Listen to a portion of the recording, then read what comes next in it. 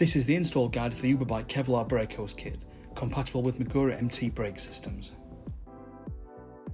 First, measure and cut the Kevlar hose to length using a dedicated hose cutting tool. Make sure you achieve a square and clean cut when doing this. Link in the description below for the Uberbike hose cutting tool used in this video. For the brake lever end, take a compression nut, olive and insert barb from the kit. Slide the compression nut onto the hose, nut end first.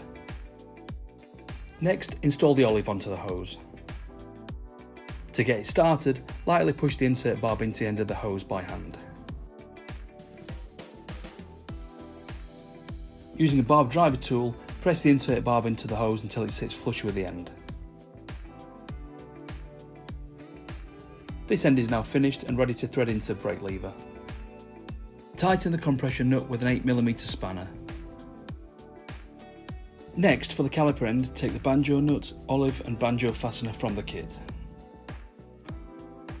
Slide the Banjo nut onto the hose with the tapered end first, followed by the olive. Take the Banjo fastener, push the barb into the hose by hand until the Banjo sits flush with the brake hose. Thread the Banjo nut onto the Banjo fastener by hand initially, before tightening with a 10mm spanner. To hold the Banjo securely while doing this, I've used a Park screwdriver which fits perfectly through the Banjo, or you can fully tighten this once it's fitted to the bike. The last step is to take the copper seal washers and sit them into the recesses of the Banjo fastener. Pass the Banjo bolt through the Banjo fastener and secure it to the brake caliper.